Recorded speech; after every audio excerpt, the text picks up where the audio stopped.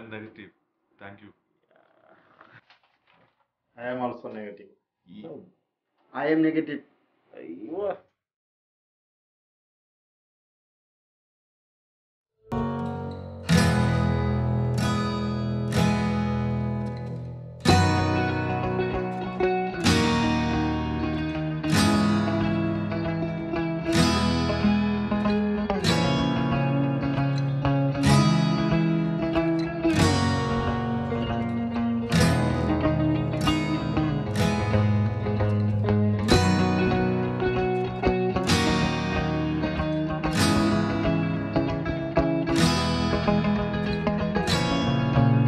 Sa mga huling araw ng May 2020, hindi nakaligtas ang aming location na oil field project sa Corais Desert dito sa Saudi Arabia sa kinatatakutang COVID-19. Unti-unting lumaki ang bilang ng mga pasyente namin na nagsimula lamang sa 6 na positibo hanggang lagpas 150 na pasyente sa buong buwan ng Hunyo.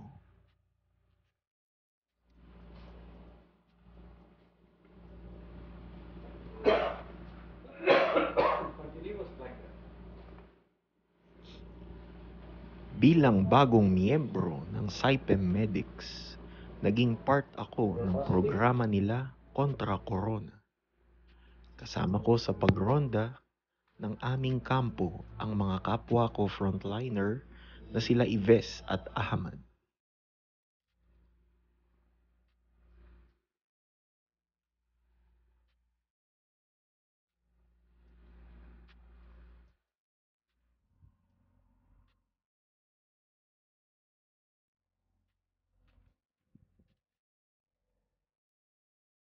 Nag-uumpisa kami magronda sa 3:00 ng hapon. Kasalukuyang katirikan ng araw ang mga oras na ito, ngunit hindi namin alintana ang init kahit pa nararamdaman na namin ang pagod sa aming katawan dahil ang pagsuot ng tinatawag na personal protective equipment or PPE ay napakainit talaga. Inaabot kami sa aming pagronda hanggang 9:00 ng gabi. Bukod pa dito sa aming pagronda sa site, ay meron pa akong special round sa ibang mga kalapit na kampo.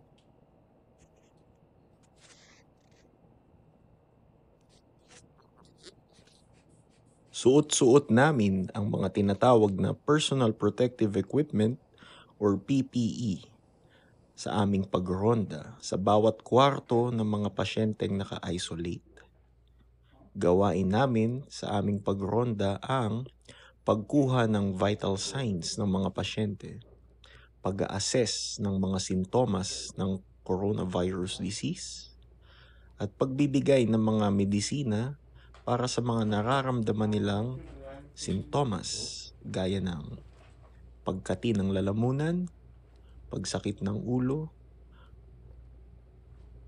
lagnat, pananakit ng katawan, ubo, sipon, at ilan pang mga sintomas ng COVID na nakikita ninyo na pinapalabas ng mga espesyalista at WHO.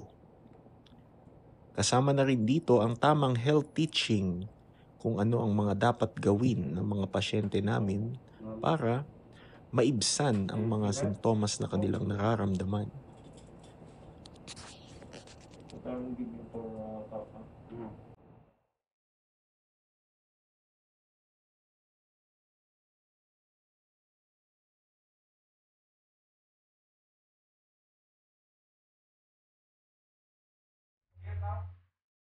Rock and roll! Rock and roll, guys! Attack!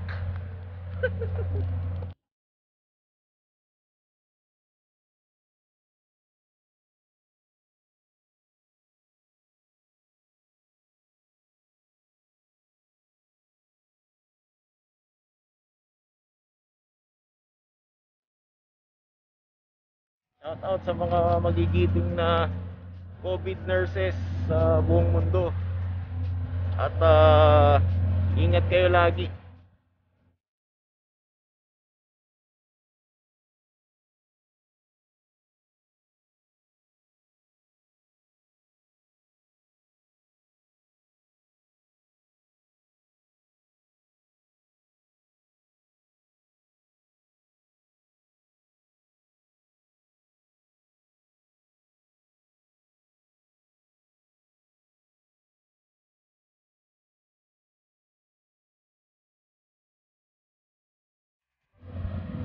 Hello mga Kakimer Nation.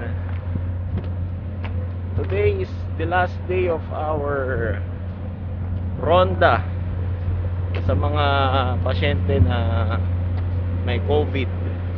Dahil karamihan sa kanila ngayon ay negative na. So bukas ay maaari na silang i-release. Tama ba, Dres? I-release na nga ba talaga sila? Shout out sa kasama ko si Ives. Yan, i-release na namin yung mga pasyente bukas. At pwede na silang magbalik sa trabaho.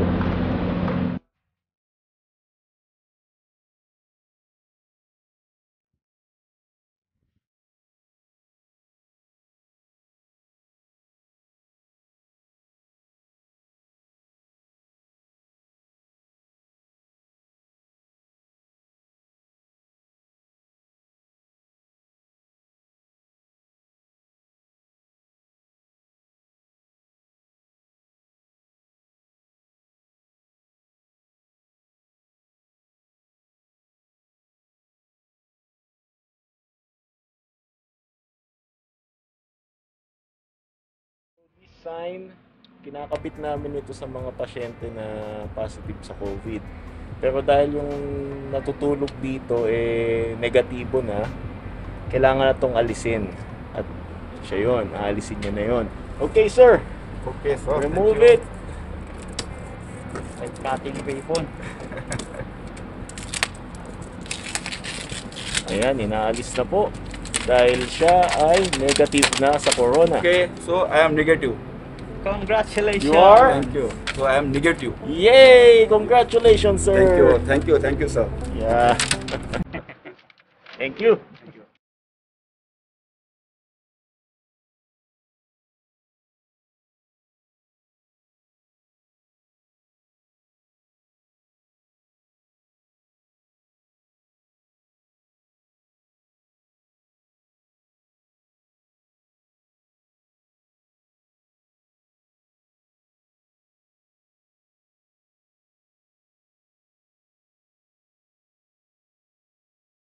Tunghayan natin yung isa nating kababayan na isa sa mga nahuling gumaling from COVID-19.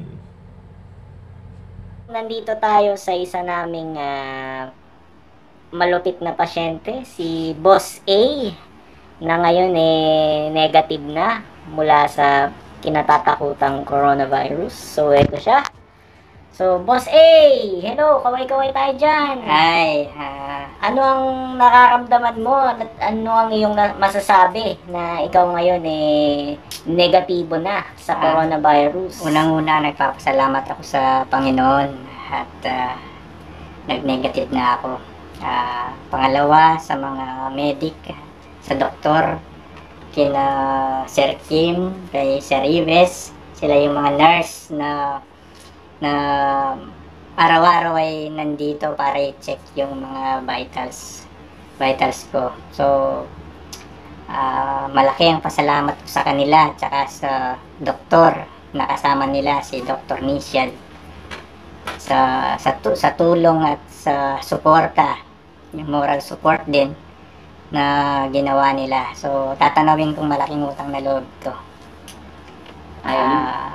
Sa hirap ng dinanas ko, sana hindi na maulit. Yes. At mag-iingat na ako. So, Boss A, anong masasabi mo naman dun sa mga tao na hanggang ngayon dumaranas pa ng sakit or positive sa coronavirus?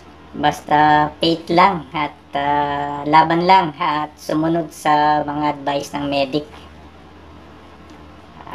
Mas silang nakakaalam kung anong dapat nating gawin kasi nandyan na tayo sa sitwasyon na ganun. So, kailangan talagang sumunod tayo at manalig lang sa Diyos. Yun, amen. Wala pong walang makakagiba sa pananalig. Boss A, salamat po sa sa panayam na nakasama ka namin at ngayon mare-release na po siya. Siya ay malaya na makakapag-lakad-lakad na sa labas at pwede na rin bumalik sa trabaho. Ayan. Maraming salamat. 3 weeks. 3 weeks akong nahirapan at hindi biro. Kaya mag-ingat tayo. Yun. Guys, ayun, mag-ingat po tayong lahat para hindi tayo tamaan ng kinatatakutang coronavirus. So, hanggang sa muli. I am negative. 14 day this rest. Corona khalas. Corona no problem. Only house. Only power have inside. Corona khalas. Good morning everybody. I am negative. So I am very happy. Thanks doctor also for helping and cooperate with us. Thank you very much. You're negative, how do you feel? Fine, very fine. Thank you so much all people and your two people very thank you. Congratulations to you. Take care, buddy. Thank you. Ayan, tapos na po ang aming pagro-ronda. Bes, mamimiss mo ba tong ginagawa natin? So ito, buhay pa rin kami. Nabot na kami ng dilim ni parang Ibes. Kanina maliwanag pa nung nagumpisa kami, ngayon gabi na. Ganun po karami yung mga kaso namin dito. Kaya kayo laging tumambay sa bahay nyo at huwag kayong pasaway kung ayaw nyong maaabutan kayo ng virus. Mamimiss in a way na maalala ko lang, pero mamimiss na gustong balikan, ay gustong gawin ulit, hindi siguro kasi mahirap yun na. Hindi sa parte natin, sa parte din nila mahirap kasi nag-iisip sila masyado baka kung ano mangyari sa kanila. Yung iba rin sa kanila hindi pinapaalam sa pamilya kasi mag-aalala. So yung mahirap din sa part na yon kasi kailangan nila kontakin yung family nila kaya hindi nila masabi. So yung iba magtataka bakit nasa kwarto lang lagi. Ayun, syempre ayokong balikan yun. Sa parte natin mahirap talaga kasi araw-araw mong monitor. Nakakapagod walang problema yun. Yung ano lang kasi sa pasyente. Nagmo-monitor po kami, minsan kadalasan tirik pa ang araw. So mahirap po, nililibot namin sila sa mga bahay-bahay. Pero wala kaming dapat ireklamo dahil trabaho po namin yun. Hindi po kami dapat magsawa na tumulong. Pero sa part ng mga pasyente, ayaw na po namin yun. Ayaw di namin mamimiss yung ginagawa namin ganito sa kanila kasi gusto namin magaling sila Kumbaga kawawa ang kanilang mga kamag-anak kapag nalaman or may nangyaring masama sa kanila. Kaya hindi ko mamimiss. Saka yung iba, di ba, yung iba kasi papauwi na. Dahil positive sila, hindi sila tuloy makauwi. So, mas nag-iisip sila lalo. Kasi ngayon bihira ang flight pabalik ng Pinas or pabalik ng bansa nila. Hirap sa flight. Kaya once na makakuha sila ng slot, yun na yung chance para makauwi. Makukuha nga sila ng slot tapos positive sila. Ayun. Hindi rin sila makakauwi in short. Magko-quarantine pa rin sila dito. So, ngayon nga po, wala na kaming kaso. Mga na lang, mga minor monitoring na lang. At siguro after some time, after 3 days na matapos yung reading sa kanila, papalayain na rin sila sa kanilang mga Corona free. quarantine areas. Ayan. So, we are now corona free. Yay! Bye-bye. Ang dokumentaryong ito part 2 nung una kong video na Light of Hope.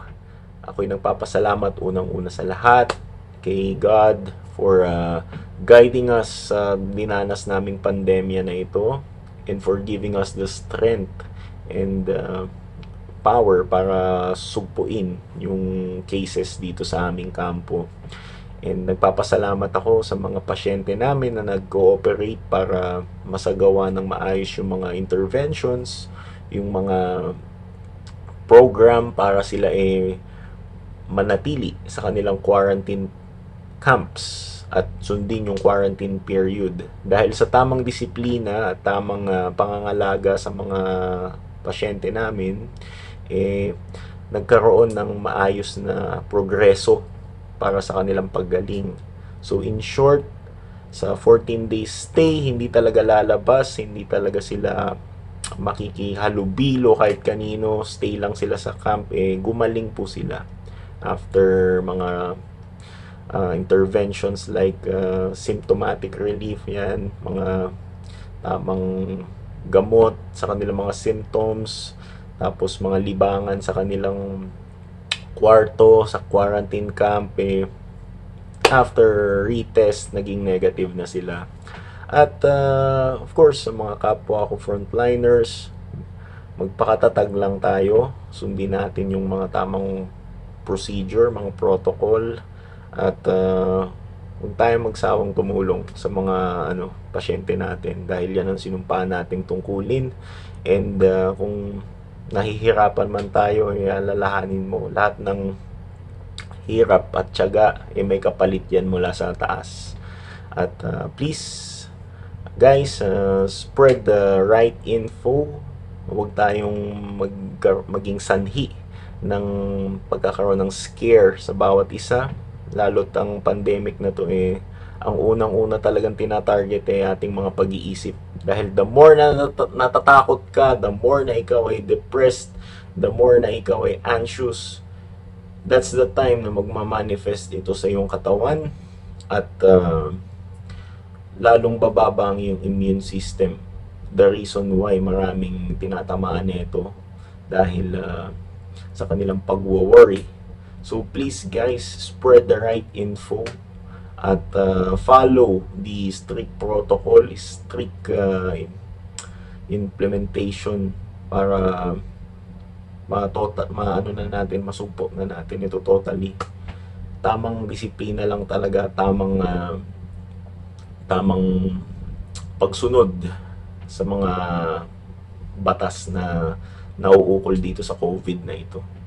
So, salamat sa inyong panonood, salamat sa pagsuporta dito sa aking mini documentary part 2. Guys, keep safe everyone. This is Kimmerman from Kimmerman Studio. I care for your health, guys.